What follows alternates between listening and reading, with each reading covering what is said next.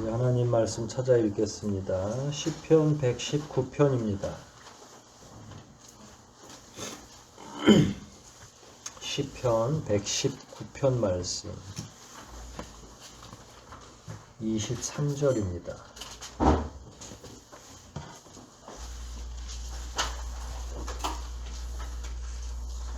작은 성경으로는 866면입니다. 시편 119편 23절 말씀 찾으셨으면 우리 한 목소리로 한 구절만 같이 합독하도록 하겠습니다. 23절 읽기를 시작합니다. 통치자들이 함께 앉아 나를 칠 음모를 꾸미고 있으나 나는 주의 말씀을 묵상합니다. 오늘은 묵상이 뭔지 묵상에 관해서 이야기를 하려고 합니다. 오늘 본문을 좀 주의 깊게 읽어보십시오. 본문 자체를 강의하진 않겠어요. 하지만 본문을 잘 읽어보면 상반된 행동을 하는 거죠. 현실과 좀 다른 또 일반 사람들과 다른 태도 그리스도인이기 때문에 그런 것 같기도 하고요. 23절은 어떤 내용인 것 같습니까?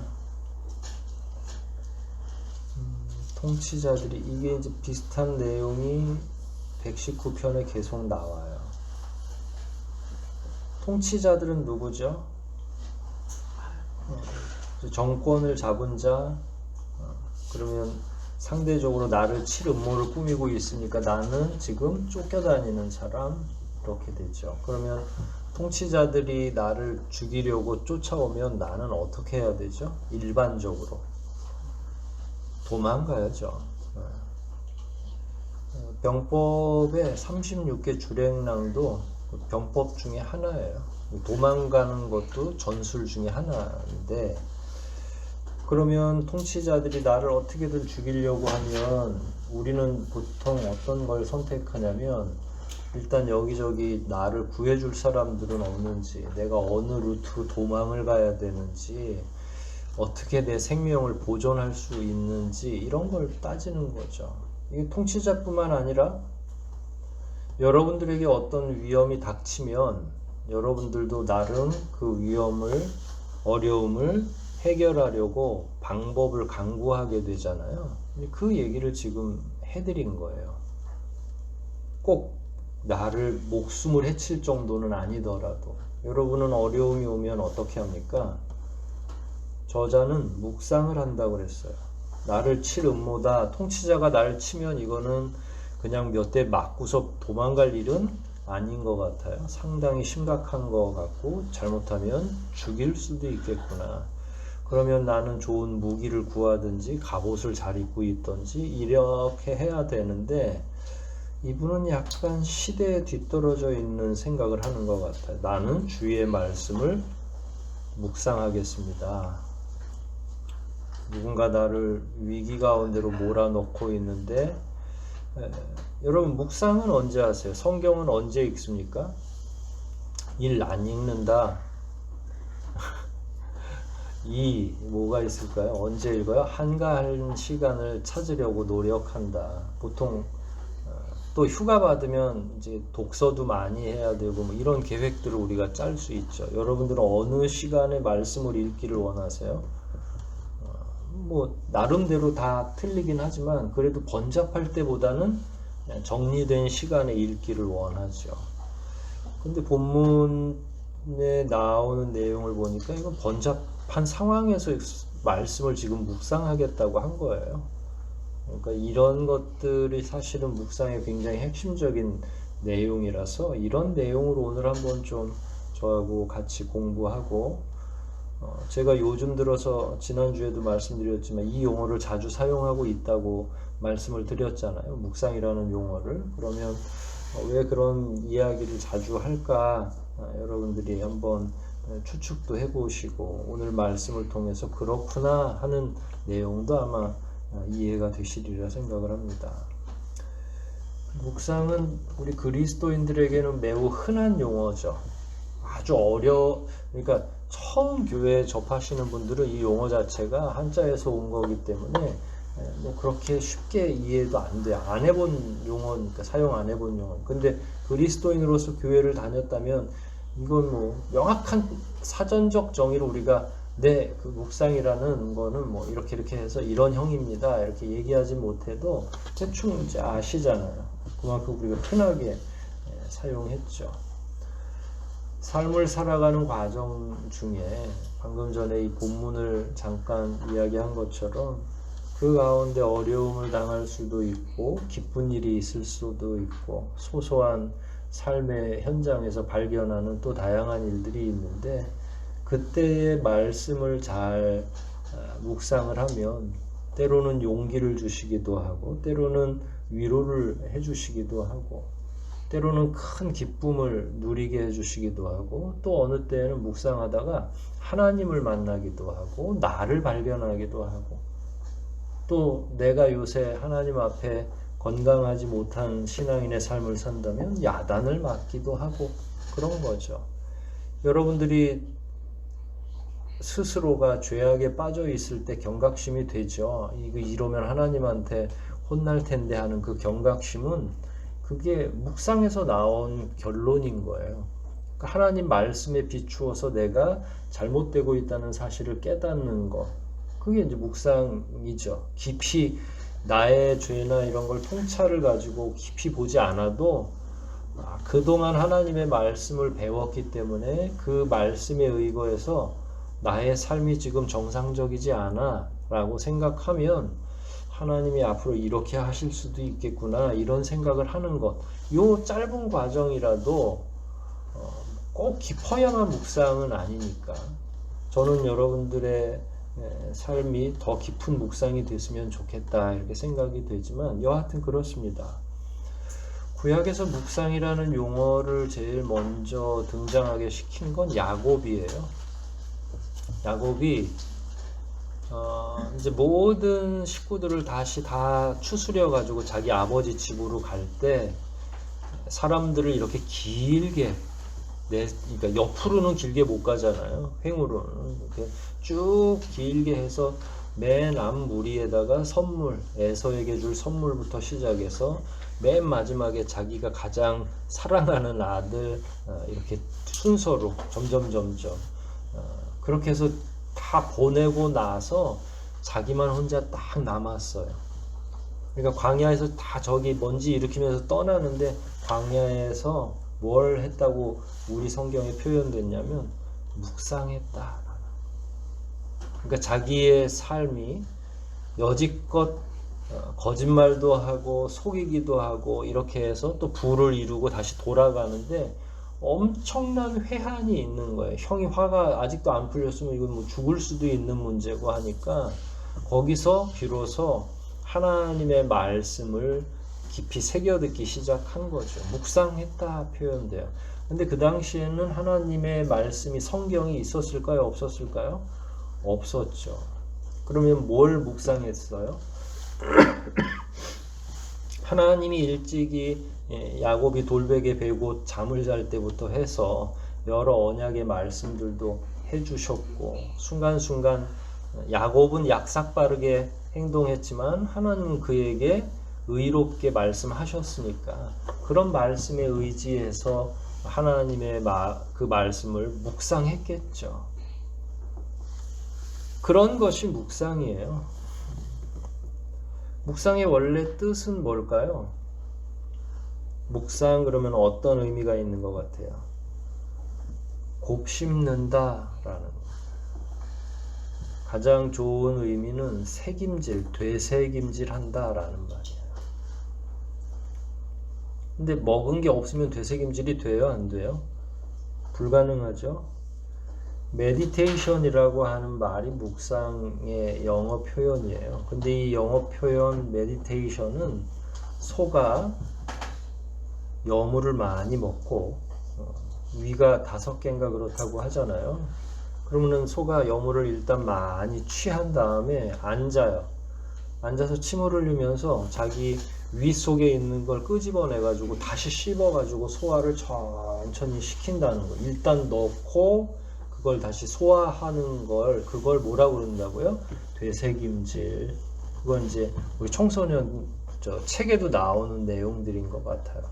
근데 그걸 일컬어서 우리는 뭐라고 그런다고요? 그걸 묵상이라고 한다. 우리는 그 대신에 여물 대신에 뭘 먹어야 돼요? 말씀을 먹는 거죠. 말씀을 먹고 새김질을 하고. 그래서 예전 목사님들은 새김질 시간을 따로 가졌어요. 그럼 이제 여러분들을 괴롭힐 수도 있겠죠, 제가. 이제 새김질은 다른 건 아니에요. 지나간 설교, 지난주 제목이 뭐였죠? 석재군? 이렇게 물어보는 거예요. 그런데 깜깜하잖아요. 전혀 이제 기억도 안 나고, 묵상도 안 하고 그러니까. 지난주에는 뭘 얘기했어요? 그리스도인의 희망에 대해서 이야기를 했었죠. 그럼 희망은 어떤 의미다라고 설교 첫 시간에 다 물어봐요, 목사님들이. 그래서 지난주 걸 정확히 기억하고 있는지. 그러면 또 이제 우리가 약잖아요. 약으면 어떻게 해요? 물어볼 걸 아니까 이제 메모해 놓은 거 이렇게 싹 읽고. 그러면 그게 그게 뭐예요? 눈 가리고 아웅이지. 이게 아니라 그렇게 함으로써 지난주 거를 한 번 더 보게 되는 거예요. 목사님한테 혼날까봐 그거 이렇게 물어봤는데 또 대답 못하면 난처하기도 하고, 또 옛날 어른 목사님들은 막 혼내잖아요. 그 강단에서 뭐 하는 거냐고, 이런 것도 제대로 기억 못하고 있냐고 막. 그러면 이제 그걸 새김질이라고 하는 거예요. 근데 우리는 그렇게 하면 해볼까요? 이걸 전체적으로 우리가 묵상이라고 하고 이런 것들이 필요해서 오늘은 그런 전체적인 내용을 이야기하려고 합니다. 오늘은 제가 대여섯 가지 묵상이 뭔지를 좀 다른 방식으로 표현하려고 해요. 그러면 각자에게 맞는 내용들을 좀 살피면서 그렇구나, 이게 내가 요즘에 이런 일들을 겪는데 묵상은 이런 거구나 라고 이해하시면 될 것 같아요. 제일 먼저 묵상은 풍랑 중에 하나님과 마주 앉는 것이다. 풍랑 중에 하나님과 마주 앉는 것이다. 오늘 본문 말씀하고 비슷해요. 시시각각 나를 위험에 빠지게 하고 잘못하면 생사가 갈릴 수 있는 일이잖아요. 죽을지도 몰라요. 여러분, 큰 바다의 풍랑을 상상해 보세요. 제가 고백했었죠. 어린 시절에 제 아버지 따라서 고향 갔다가 추석 지나고 나니까 태풍이 와가지고 배가, 제가 우리 아버지를 살렸다고 그랬죠. 아버님은 제가 아니면 바다에 뛰어들으려고 그랬다고 그래요. 그 정도로 막 배가 침몰 직전까지 갔는데 뭐 어떻게 하겠어요? 아무 생각도 안 나고 뭔가 정말로 죽음의 공포가 막 우리 스스로를 이렇게 완전히 포위해가지고 올 때는 생각 자체가 잘 안 되죠. 공포와 두려움이 있죠. 자, 이럴 때 묵상이 가능하겠어요? 안 가능하겠어요?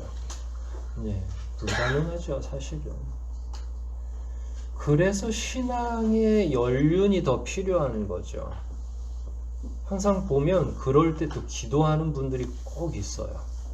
우리 타이타닉 영화 같은 거 봐도 가라앉고 있는데도 기도하고 의연히 대처하고 이러는 사람들, 죽을 걸 알지만, 그러니까 우리가 생각할 때는 그런 위기 가운데는 자꾸 살아날 것만 생각하니까 그러는데 잘 죽는 것도 매우 중요합니다. 그런 의미에서 어려움에 처해 있고 우리가 인력으로 되지 않는 상황을 파악했다면 하나님 앞에서 명예롭게 죽을 수 있는 방식이 묵상인 거예요. 하나님, 우리 생명을 아버지께 다 바치겠습니다. 하나님께서 알아서 하십시오.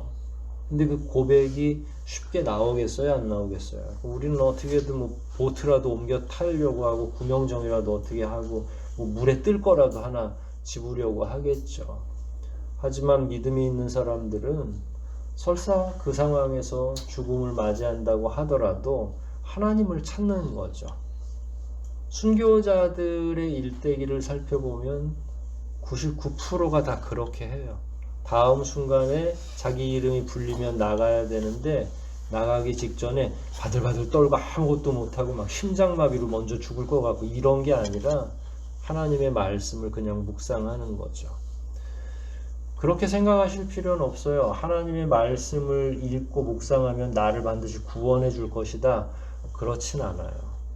그래서 제가 말씀드린 것처럼 묵상은 때로는 마지막에 우리가 그리스도인으로서 명예롭게 그 과정을 견딜 수 있도록 해주는, 우리를 피하게 하거나 하나님이 기적적으로 나를 구해주는 것을 묵상하는 게 아니라 하나님 어떻게 하면 좋을까요? 그걸 엿줍는 거죠. 그래서 묵상은 하나님과 풍랑 가운데서 마주 앉는 거다.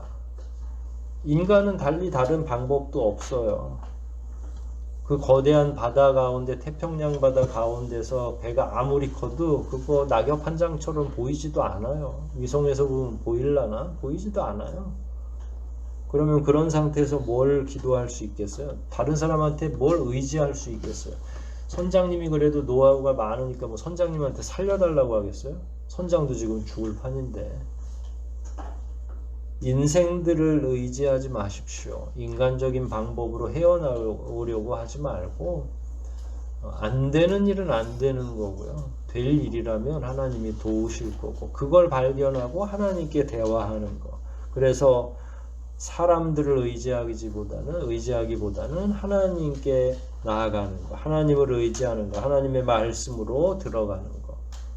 오죽했으면 갈릴리 바다에서 거센 풍랑 가운데 제자들과 주님이 배를 타고 가셨죠. 근데 제자들은 막 난리가 났는데 예수님은 훌쿨 거기서 숙면을 취하고 계셨어요. 그럼 막 제자들이 예수님을 깨웠겠죠. 일어나서 제일 먼저 뭐라고 하셨어요? 풍랑을 잠재우고 나서 믿음이 적은 자들아. 그러니까 대면해야 될, 그러니까 믿음이 있으면 뭐 죽을 수도 있고 살 수도 있지만 믿음이 있으면 그렇게 호들갑 떨지 않는다는 거예요. 자기 삶에 일어나는 일에 대해서 반드시 사는 건 아니라고 제가 몇 번 얘기했죠. 살려주는 것만이 하나님의 방식은 아니에요. 그리스도인답게 죽는 것도 하나님의 방식인데, 여하튼 주님은 제자들을 향해서 믿음이 없다라고 표현하셨어요. 그건 결국은 그 순간에 뭘 해야 되는지 정리가 되어 있는데 제자들이 다른 방식으로 표현했기 때문에 그래요. 자, 그럼 믿음 있는 사람은 그 풍랑 가운데서 뭘 하면 좋겠어요? 하나님을 만나라고요. 하나님과 마주하는 것, 풍랑 가운데서 하나님 마주하는 게 바로 묵상이다. 두 번째로는 묵상이란 고통 가운데서 하나님의 뜻을 찾는 것이다. 풍랑도 우리에게 어렵지만 우리 각자에게 또 다양한 고통들이 있잖아요. 육신적인 고통도 있고 영적인 고난도 있고. 여러분들은 요새 제일 어려운 게 뭐예요? 잠을 못 자게, 잠을 못 이루게 하는 게 뭐가 있을까요? 이런 문제들이 있는 거예요. 근데 그렇게 되면 누군가 경제적인 문제가 됐든 관계의 문제가 됐든 어려움이 생기면 자꾸 원인을 찾는데 급급해요. 왜 일어났는지부터 시작해서. 근데 대부분 우리끼리 하다가 그런 거니까 원인자가 있겠죠. 사람이 될 수도 있고, 뭐 요즘에는 은행이 될 수도 있겠죠. 이자는 엄청나게 올라가고. 그 다음에 두 번째로는 사람을 의지하게 돼요. 원인을 찾은 다음에 사람을 의지해요. 그리고 거기서 그 사람에게 위로를 찾으려고 하죠. 실제로 친구들이 저와 여러분을 잠시 위로할 수 있습니다. 따뜻한 말로, 때로는 경제적인 위기가 있으면 돈을 줄 수도 있죠. 하지만 그 시간이 지나고 나면 다시 불안하고 다시 고통이 내려오는 거예요. 해결되지 않는 거예요. 그 해결책은 하나님께 있어요. 왜냐하면 하나님은 영원한 분이시고 하나님의 그 아주 세밀한 뜻 안에서 우리가 당하는 고통들이 있기 때문에 하나님이 우리의 고통을 다 없애주시진 않지만 적어도 하나님께 나아감으로써 고통의 이유 정도는 알아요. 하나님이 왜 이렇게 일하셨을까? 근데 그 질문이 매우 중요합니다. 왜냐하면 그래야 그 내용에 대한 바른 이해가 있어야 다음에 우리의 삶의 자세가 바뀌거나 행동이 변하게 돼 있어요. 하나님께 잘 질문을 해서 자기 스스로가 깨닫죠. 하나님 음성으로 말씀해 주실 수도 있고요. 그리고 깨달았어요. 사람한테 의지하면요, 자꾸 뭔가 원인을 다른 이에게서 찾게 돼서 정답이 안 나와요. 그런데 묵상하고 기도하다 보니까 하나님이 나를 지금쯤 멈추게 하시려고 하는 거구나. 하나님이 나를 다른 방향으로 틀어가게 하시려고 하나 보다. 고통이 왔을 때도 그래요. 하나님의 말씀은 사실은 늘 내 곁에 있죠. 사람들의 위로는 잠시 있다가 다 사라지지만 그런 면에서 우리는 너무 하나님께는 무시하는 경향이 있어요. 너무 흔하게 가까이 계시는 것 같아서. 가정생활을 예로 들면 우리 부모님들은 그래도 예를 들어서 대학생 정도 자녀를 양육했으면 50살까지는 산 거잖아요. 50살이면 세상의 지혜가 아무리 못 배운 엄마 아빠라도 세상에 지혜가 있어요.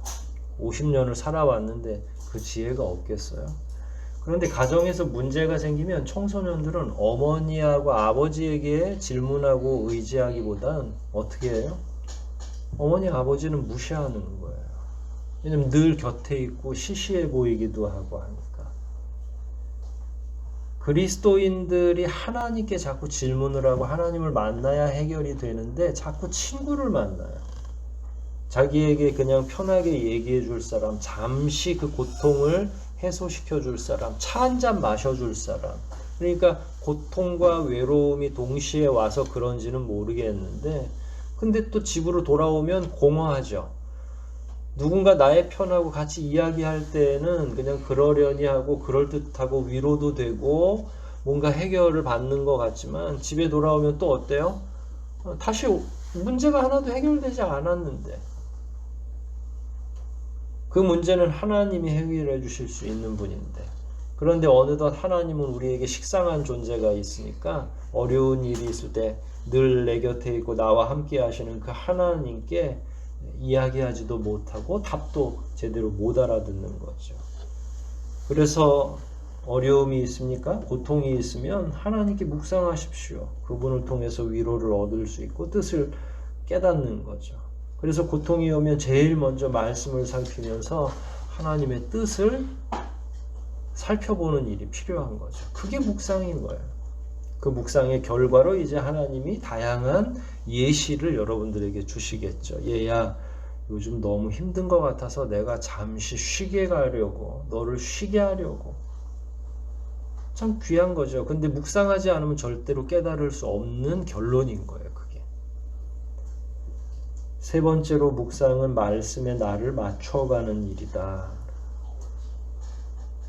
말씀을 읽으면 나의 과부족이 생각이 다 납니다. 말씀을 읽을 때 여러분이 싫어하는 구절들이 있어요.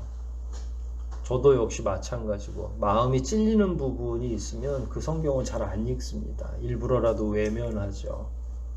내 부족함, 내 어리석음이 자꾸 등장하니까. 근데 그러라고 말씀을 읽는 거예요. 그 부족함을 제대로 이해하고 하나님 앞에 그것을 회복시켜 달라고, 더 겸손하게 살게 해 달라고. 묵상에서 자기를 발견하는 게 얼마나 중요한지를 잘 알지 못해요. 자기를 알지 못하면 자기를 과신하게 돼요. 필요 이상으로 신뢰하게 되고 그러다가 작게 해결될 문제가 큰 사고로 연결되게 돼 있습니다. 인생은 항상 그래요. 하나님 앞에 그리고 하나님의 말씀을 잘 깨닫고 그 말씀에 나를 맞춰가야죠. 부족하면 그 부족함을 채워서 하나님이 이걸 요구하시는구나. 근데 내가 그동안 너무 부끄럽게 살았구나. 그래서 묵상은 나를 찾아서 떠나는 여행이기도 합니다. 내가 어떤 사람인지를 명확히 이해하고 파악하는 것. 그리고 거기에서 시작이 돼요. 하나님과 나 사이의 관계도 새롭게 시작이 될 수 있고 하나님이 나에게 원하는 게 무엇인지도 알 수 있고 내가 도대체 어떤 부분이 얼마나 부족한지도 잘 알 수도 있고 그게 뭘 통해서 가능하다고요? 나를 찾아가는 묵상의 과정에서 가능하다. 멈추어 서서 묵상하지 않으면 아무것도 여러분들이 건질 게 없습니다. 해결을 받을 수가 없어요. 사람을 의지하게 되고 하나님으로부터는 아무런 조언을 들을 수가 없죠. 그래서 묵상을 하자는 이야기입니다.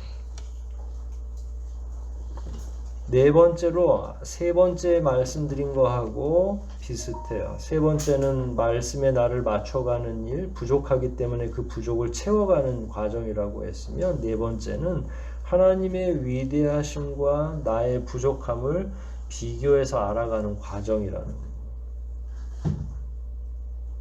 성경은 늘 하나님의 위대하심이 기록되어 있죠. 온통 구원의 이야기예요. 전쟁터에서 구원해 주시고 가난한 사람들을 인도해 주시고 예수님도 오셔서 다 그 일을 하신 거죠. 얼마나 하나님의 도우심과 하나님의 위대하심이 기록되어 있는지 성경을 읽으면 다 그 내용이에요.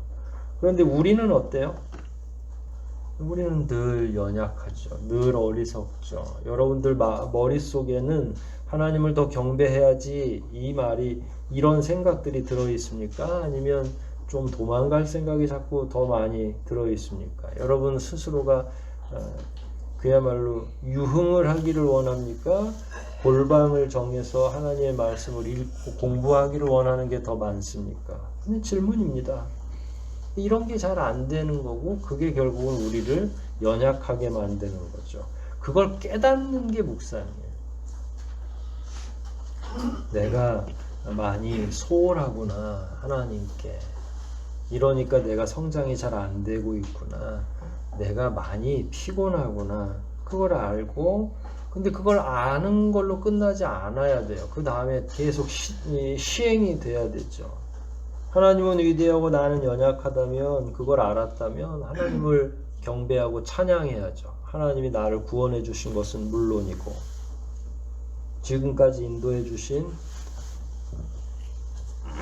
모든 과정을 통해서 하나님께 감사할 수 있는 것. 나를 발견했으면 변화해야 되고 하나님의 위대성을 발견하고 나의 연약함을 알았으면 그 하나님을 경배하는 건 자연스러운 일이죠. 또한 묵상은 일상 속에서 하나님을 일하시는 하나님을 발견하는 것이에요. 일상 속에서. 성경 보면 너무나 위대한 일들이 많죠. 10가지 재앙이나 이런 걸 보면. 근데 우리 인생에서는 홍해가 갈라지진 않죠. 여러분 직장 안 나갔는데 막 아침에 밖에만 나가면 그 먹을 수 있는 밀키트가 막 엄청 쌓여있고 만나와 메추라기 저 이러면 얼마나 좋겠어요. 근데 그런 기적은 안 일어나요. 이 시대에는. 그럼 우리는 어떻게 하나님을 감각할까요? 그게 일상 속에서 하나님을 만나야 되잖아요. 하나님은 위대하고 큰 일만 하시는 분이 아니에요. 주변의 아주 작은 변화들도 하나님의 섭리대로 일어나는 거죠. 오늘 인환 집사님의 기도 중에 이제 여름이 가고 가을이 왔고 열매도 맺어야 되고 추워야 될 기간이 있잖아요. 시적절한 내용을 말해줬잖아요. 그러면 그거는 누가 조절하는 거예요? 우리가 봄, 여름, 가을, 겨울을 나름대로 장점으로 승화시켜서 묵상해보면 그건 누가 마련하신 거예요? 하나님이. 꽃 피고 열매가 맺어지고 그 열매를 더 강고하게 성장시키기 위해서 뜨거운 태양이 있어야 되고 또 어떤 생명체는 겨울을 지나야 1년이 지난 줄 걔네들도 알고서 새롭게 봄에 자기를 막 꽃피워내거든요. 그래서 또 겨울도 필요하고 이토록 세밀하게 눈에는 그러니까 우리는 홍해가 갈라져야 좀 기적 측에 이렇게 기적이나 좀 된 것 같고 죽은 사람 살려내야 기적이라고 생각하지만 꽃은 누가 피워요? 관리인 아저씨가 피웁니까? 아파트 관리인 아저씨가 꽃을 피워주는 거예요? 하나님이 하시는 거잖아요. 여러분들 아침에 여러분의 눈을 뜨게 한 건 누굴 것 같아요? 엄마의 잔소리인가요? 그건 아니죠. 여러분의 눈을 뜬 건, 여러분의 호흡이 다시 시작된 건 하나님이 하시는 거예요. 그것 또한 작지만 엄청난 기적이에요. 우리 마음대로 할 수 없는 거, 우리가 주도할 수 없는 거.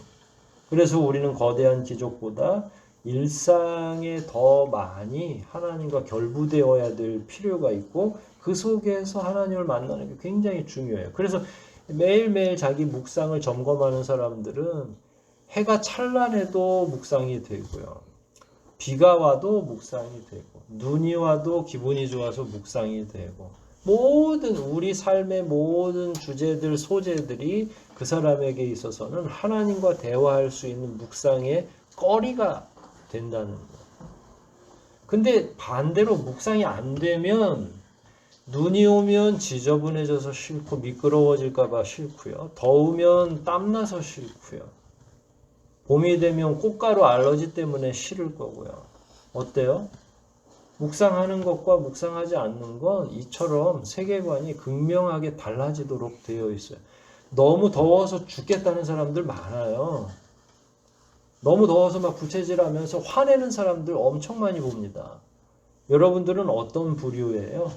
일상에서 차근하게 하나하나를 감사하면서 지내고 있습니까? 거기서 하나님을 만나는 거예요? 하나님과 조우하고 있는 겁니까? 아니면 힘들어해서 아무것도 아니라고 생각하면서 다 포기하고 살아가는 겁니까?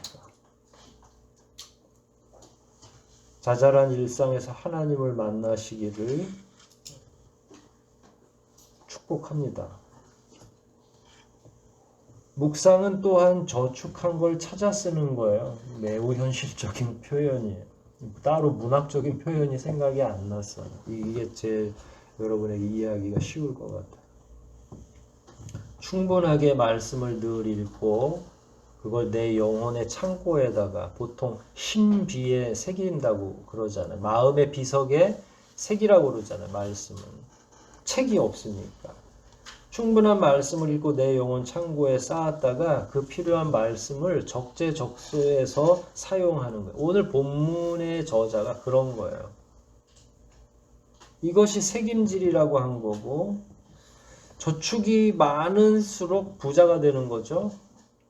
그러면 우리는 맨날 한두 구절 가지고 모든 삶을 다 적용시켜서 묵상할 수는 없잖아요. 그러니까 성경을 많이 읽은 사람이 묵상이 풍부해질 수밖에 없죠.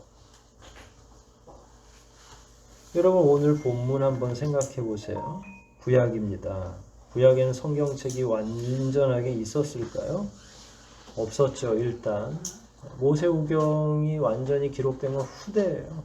그럼 처음에는 어떻게 했어요? 구전이죠. 입으로 전하는 거예요.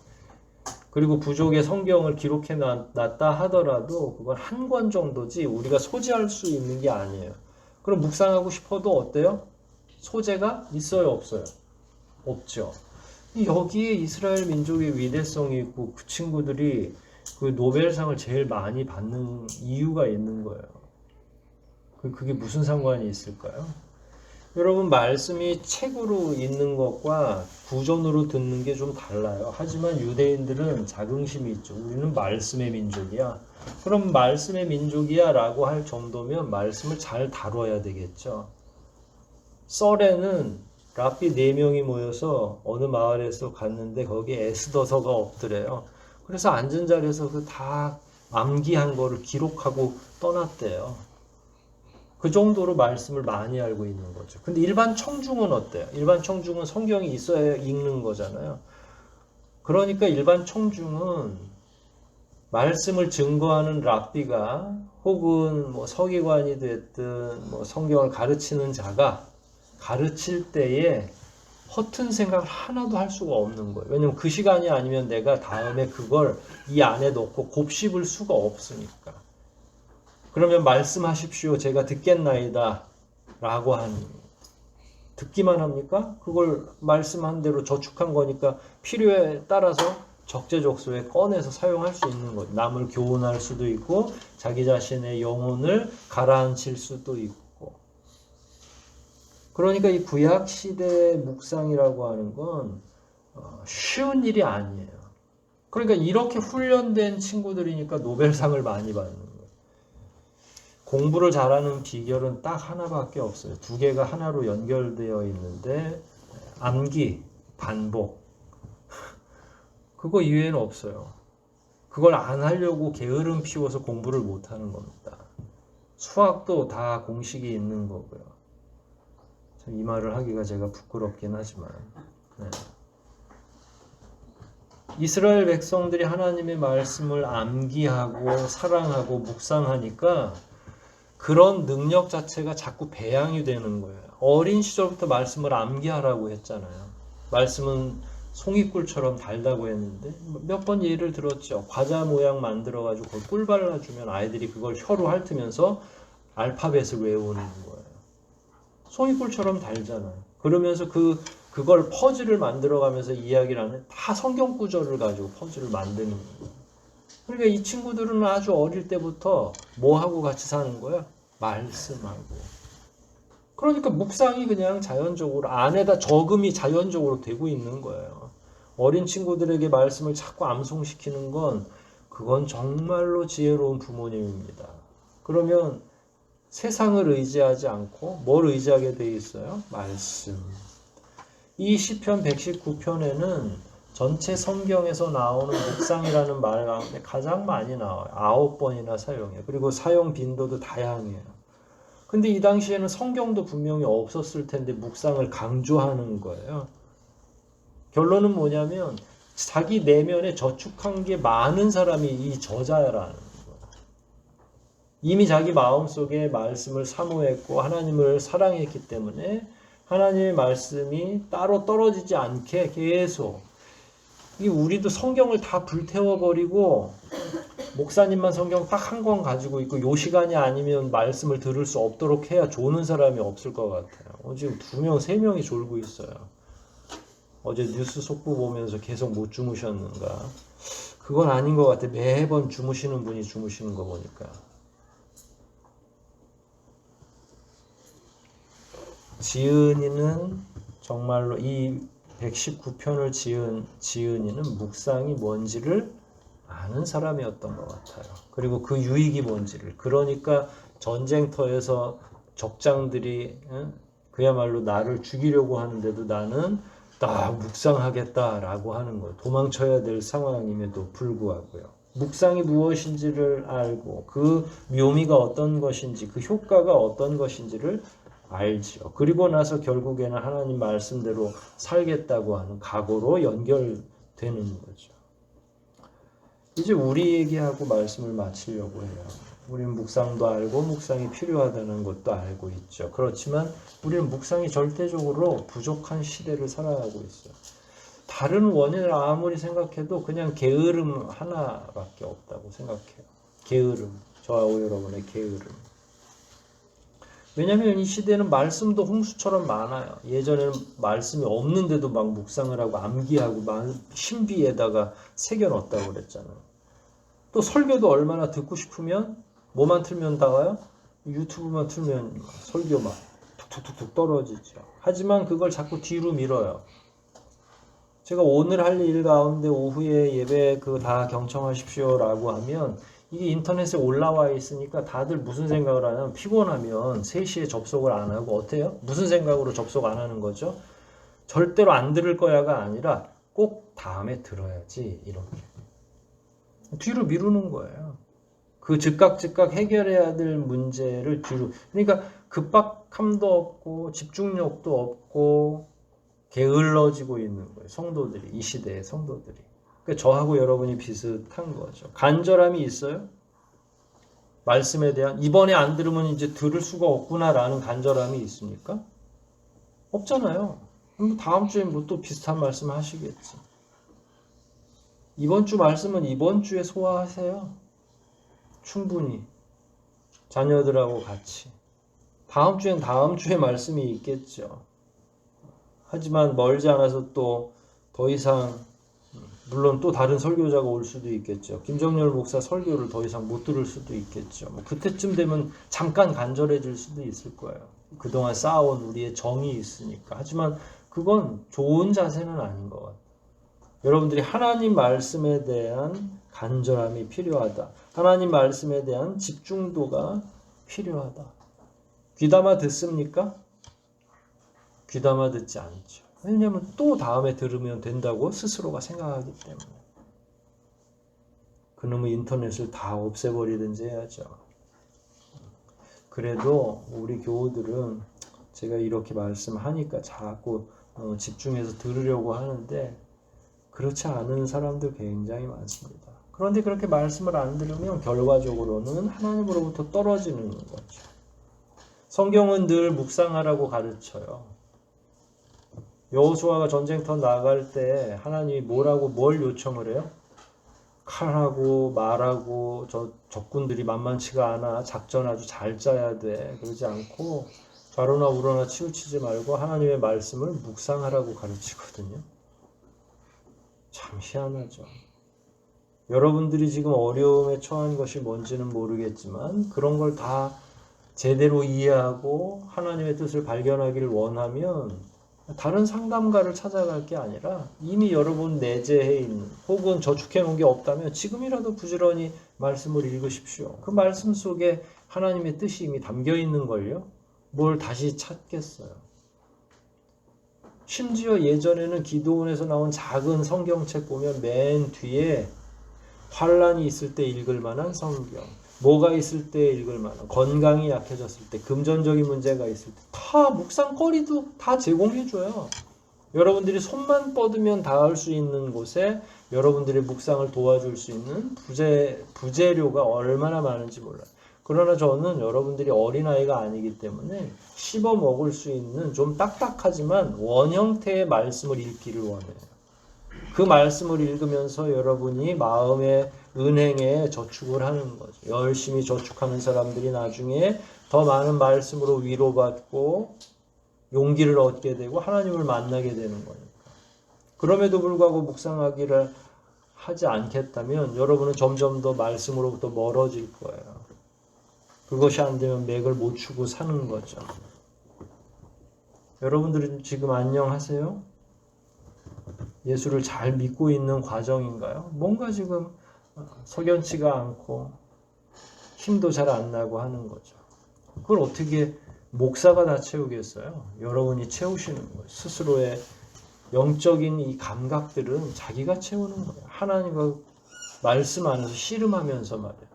여러분 하나님 말씀 안으로 일주일에 몇 번 들어갑니까? 그걸 얘기하면서 여러분들의 영적 상태를 얘기할 수 있어요. 근데 시간이 없습니까? 시간이 없는 것 같아요. 정성이 없는 것 같아요. 뭔가 조금 멈춰서서 고쳐야 될 필요가 있죠. 그래서 지금은 집중력을 회복할 때, 하나님의 말씀에 대한 집중력을 회복할 때, 지금은 말씀을 읽어야 할 때, 지금은 그 읽은 말씀을 묵상해야 할 때입니다.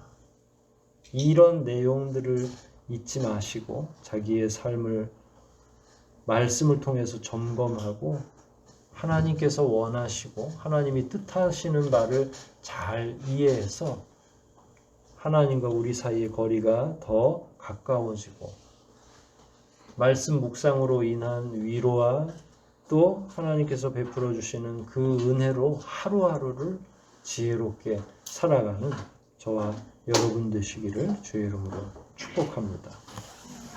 우리 말씀들 생각하면서 한번 기도하겠습니다. 그리스도인의 묵상이 어떤 것이어야 되는지, 나는 왜 요즘에 주님의 말씀 묵상하는 게 어려워졌는지, 이 어려움을 극복하려면 도대체 어떤 게 변화돼야 되는지 주님의 도우심도 필요할 거고 우리 스스로의 게으름을 타파할 수 있는 그런 분명한 방법도 필요하겠죠.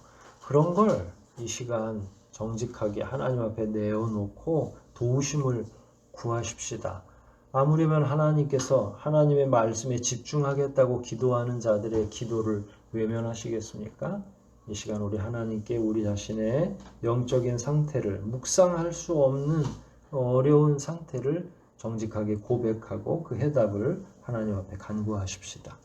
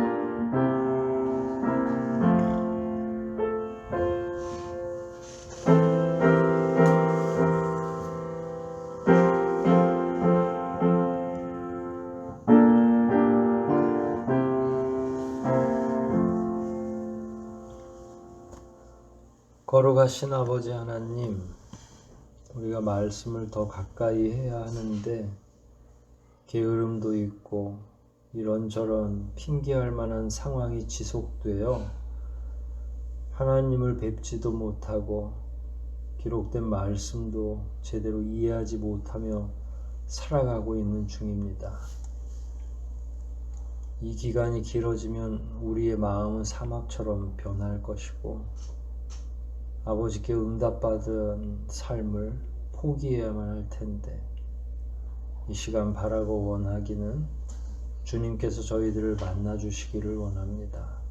어리석고 연약한 저희의 상태를 다시 한번 점검받고 과연 어떻게 해야 하나님과 대화하며 살아갈 수 있는지, 어떻게 해야 묵상이 회복되고 묵상 안에서 위로와 용기를 얻을 수 있는지 저희들에게 친히 말씀해 주시고 변화를 촉진하여 주시고 반드시 하나님과 더불어 걸어갈 수 있도록 은혜로 함께하여 주시옵소서. 모든 것 주님께 의탁하오며 구원자 되시는 예수님의 이름으로 기도하옵나이다. 아멘.